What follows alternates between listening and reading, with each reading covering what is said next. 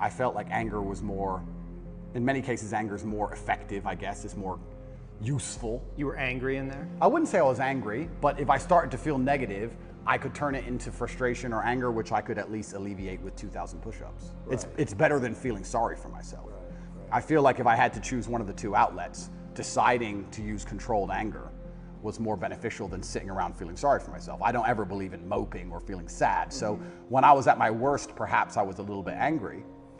But then again, I also think I do that in my normal life. If I'm honest, I don't think anger is a necessarily bad thing. I think that misdirected anger is a bad thing. I think if you get very angry about scenarios and you put it in the correct direction, you get unlimited motivation and you get a lot done. Anger can be used as a fuel, and it's necessary. And from my framework, anger sometimes is a mask for pain. I'd agree with that. So did you experience pain in there? I know pain is a kind of an abstract word, but was it painful for you? Like, I want to know about your pain. Yeah, it's strange because I'm being as honest as possible. It's strange because I had this instilled sense of duty where even though I'm in a jail cell and I can't leave, and even though I'm cripplingly bored, I don't feel like I had time to feel pain, or I didn't feel like I had time to be a victim. You had nothing but time. No, I didn't have time. What are you talking about? Because everyone outside still relied on me. So when I would get on the phone, people would say, is that avoidance though?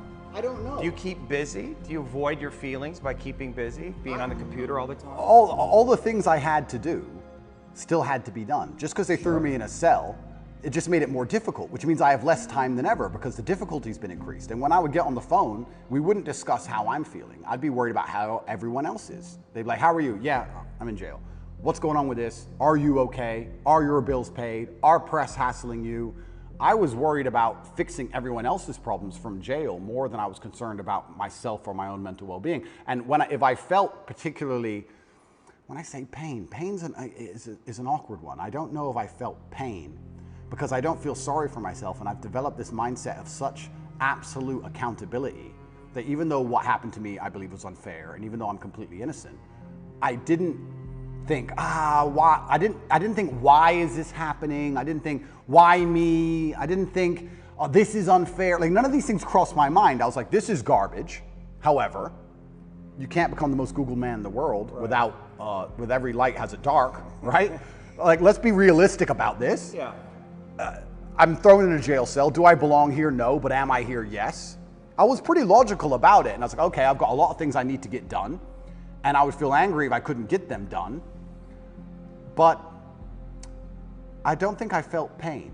Now, I'll admit, I don't sleep very well since I've left. Why? I can admit Do you know why? I heard you say in one interview that you have nightmares. I do have nightmares. Yeah. What are your nightmares about? I don't think they're about anything. I just have almost like an adrenaline rush out of nowhere while I'm sleeping, and I shoot up.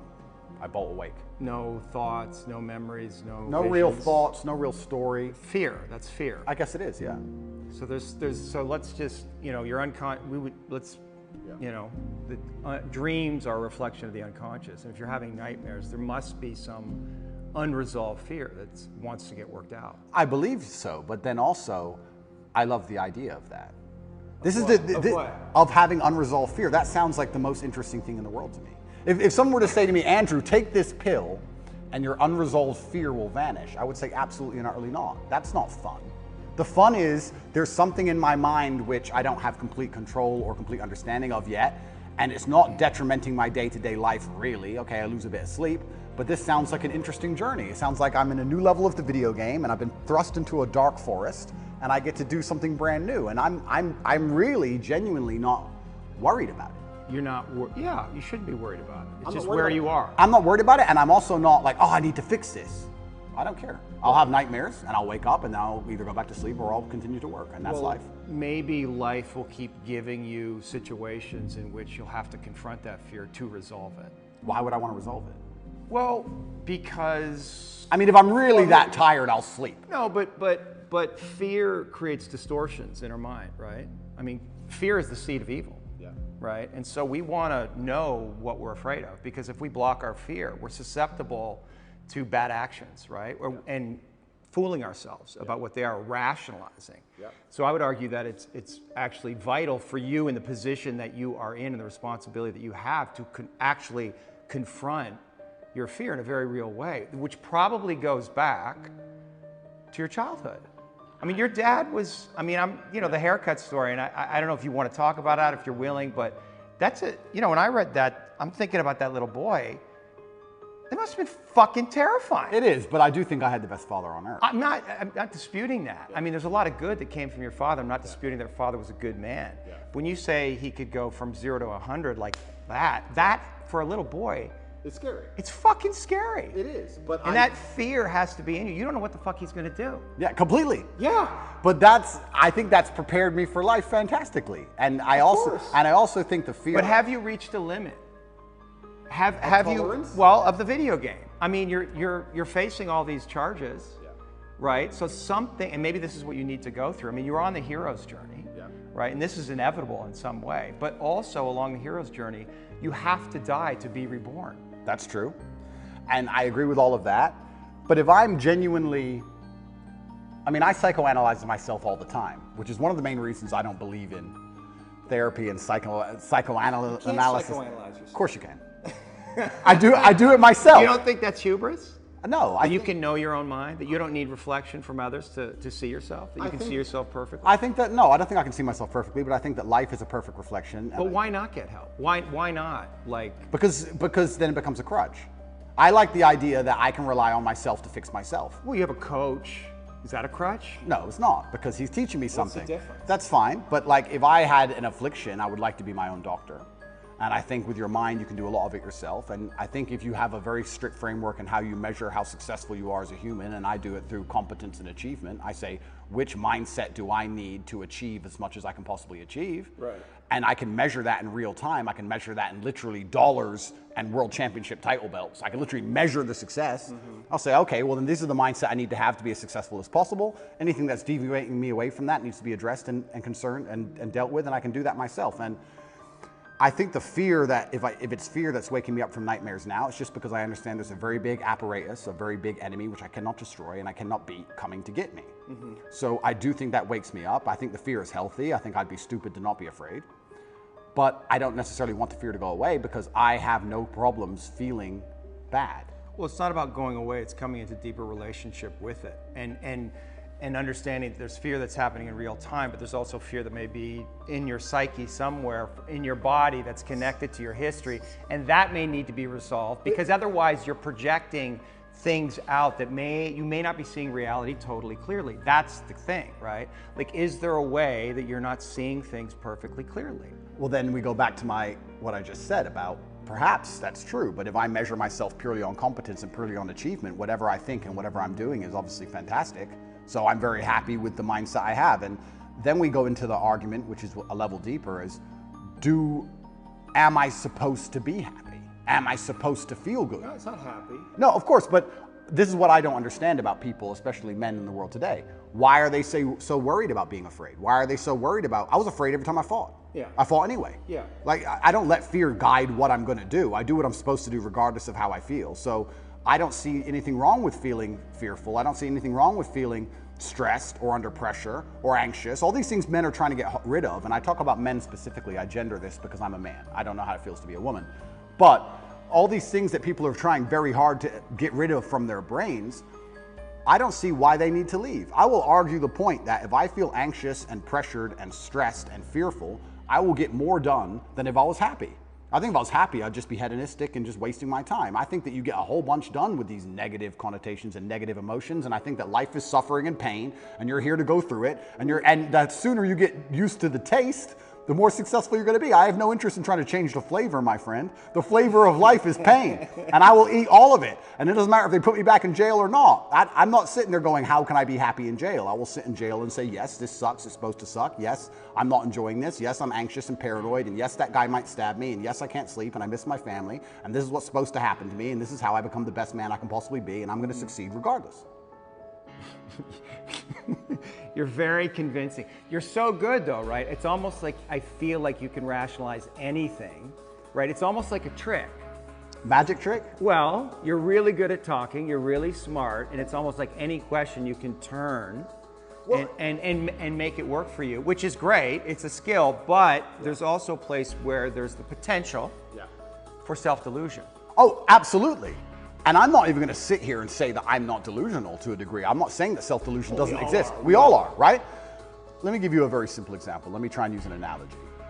I think the only thing better than having everything you want is not wanting anything, right? So I have every car on this planet. I have 40 supercars.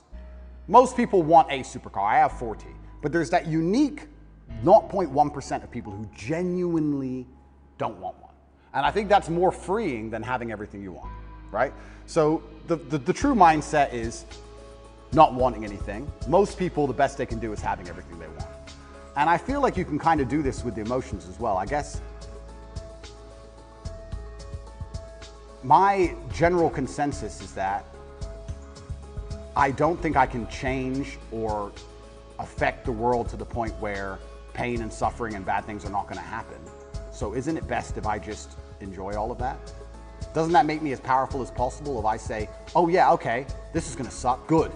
I mean, I do it when I fight. Yesterday I was fighting, right? We were doing 12 rounds and all of us were destroyed. And the more he hurt me, the more I wanted to hurt him back. The more he hurt me, the better it felt. The more powerful I felt, the more he hit me.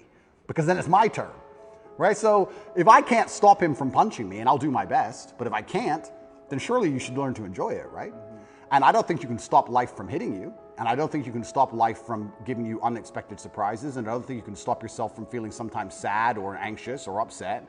So I think the best mindset you could adopt is finding that engaging and exciting.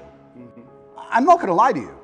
Although I am facing very serious charges, and although they are trying to destroy my life, and although I cannot sleep the same, and although they're out to get me, and although I've suffered, part of me is excited.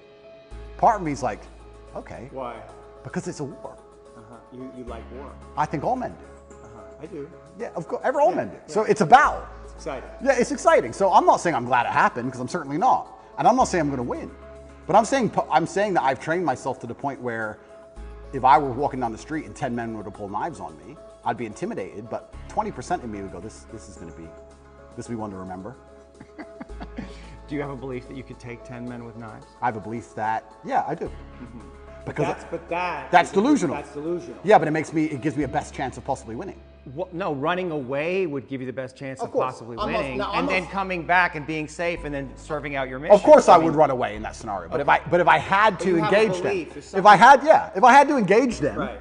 If I had to fight them, I believe I'd be the most capable if I believed I could win. Of course. So for that reason, if I have to self-delude, then I will self-delude, and I will convince myself that I am here to destroy all 10 of them, and I will say it in a way where at least 7 of them believe me.